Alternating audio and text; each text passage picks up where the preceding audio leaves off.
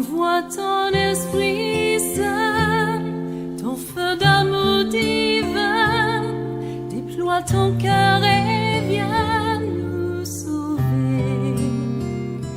Délivre-nous de nous, délivre-nous de tout ce qui refuse en nous de t'aimer. Du sang de ton agneau, déverse en nous le flot des abondantes eaux de ton pardon. Viens inonder nos vies, restaure-nous, guéris ton Église.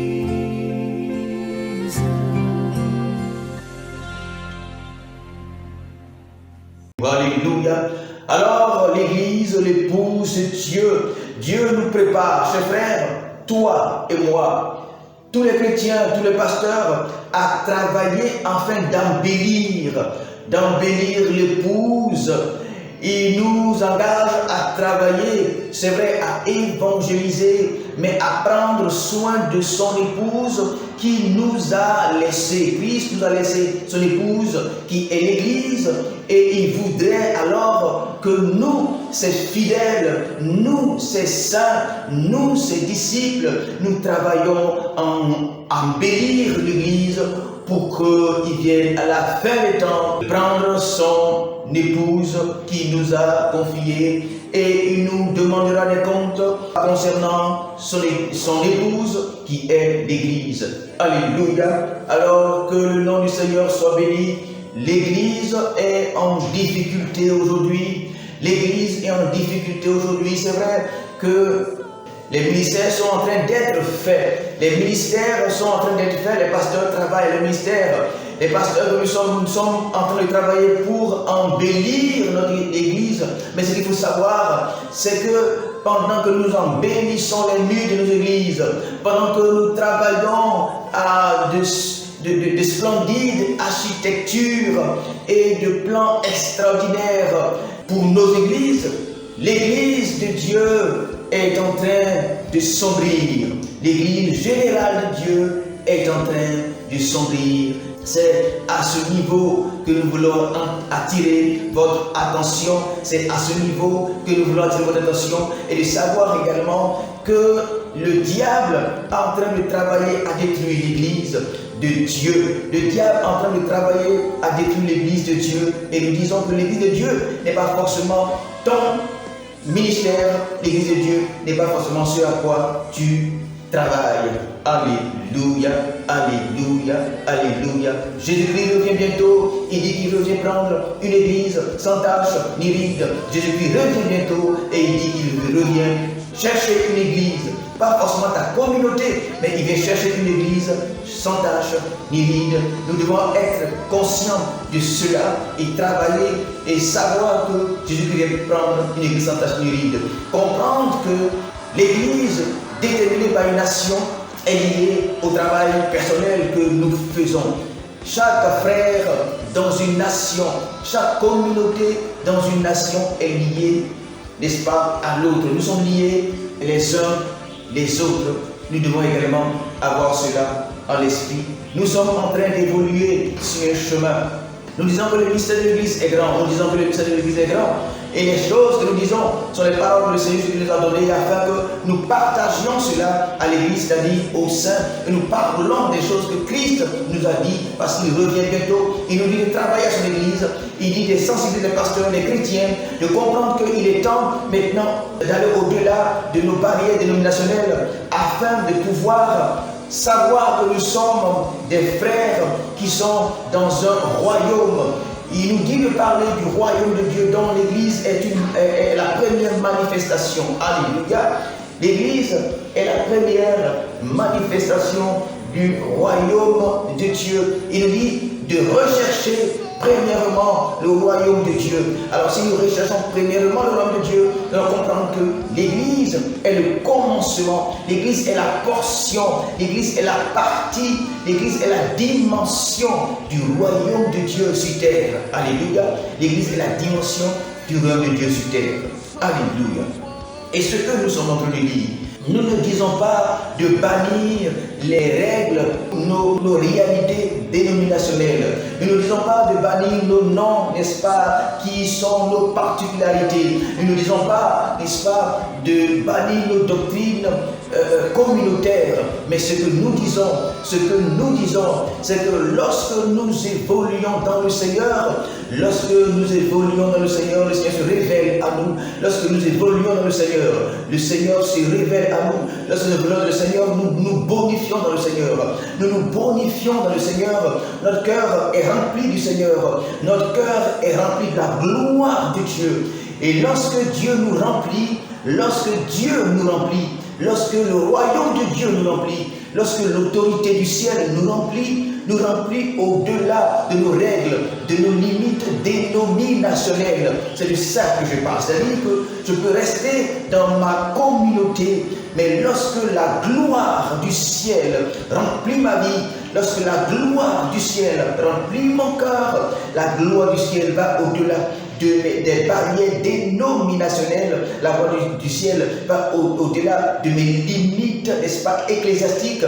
La gloire de Dieu va au-delà, n'est-ce pas, de mes intérêts communautaires, Alors aujourd'hui, le Seigneur me charge de vous dire que nous devons aujourd'hui nous élever au-dessus des doctrines, afin qu'ensemble nous puissions nous voir.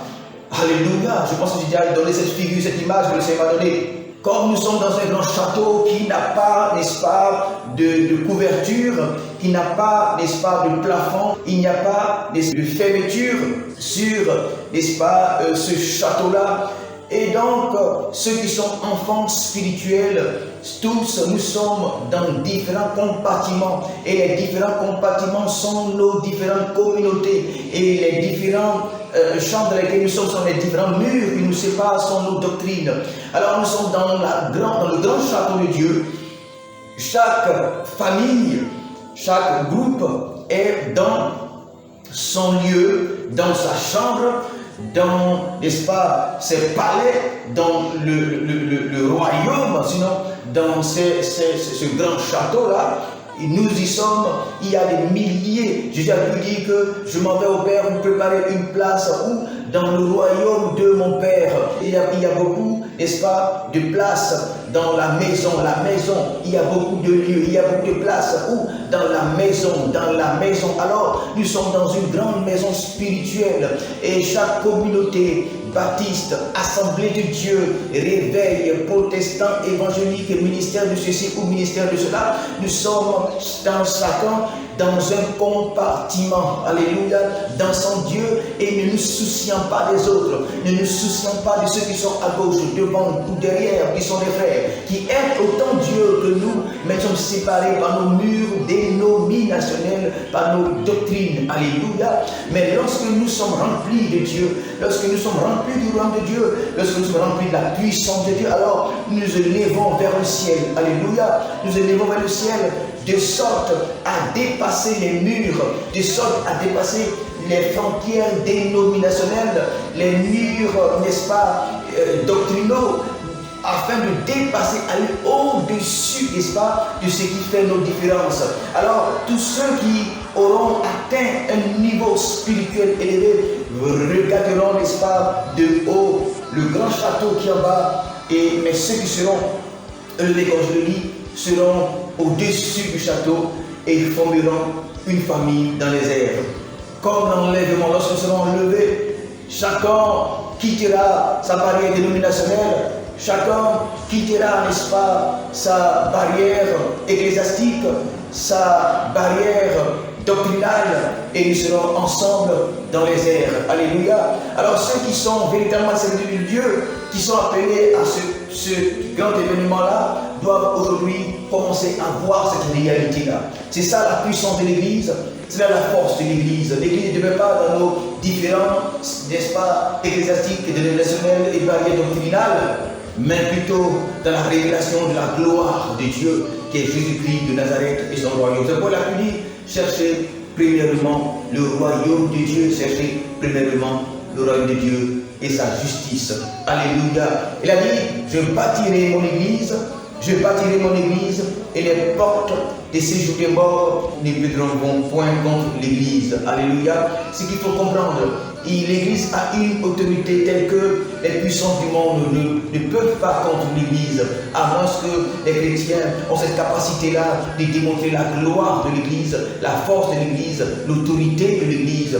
Et je dis qu'une seule communauté ne peut pas faire face aux portes des séjours des morts, car le Seigneur Jésus-Christ a pu dire que lorsqu'il lui fera son église, les portes du séjour des morts ne pourront point contre cette église. Il ne parle pas d'un pasteur, d'un bishop, d'un très grand, je ne sais pas quoi, je ne sais pas que dire, un extra bishop, un bishop continental.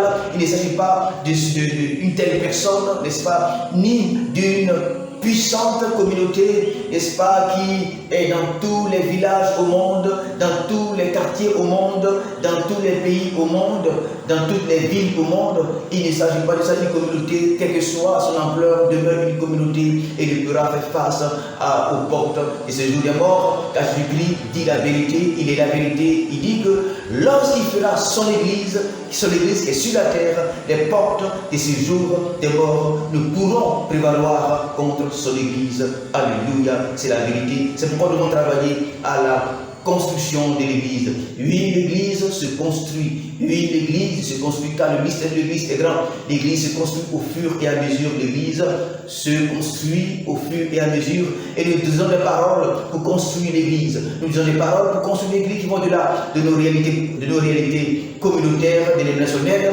afin de pouvoir, dans nos cœurs, dans notre maturité, que nous puissions nous aimer réellement.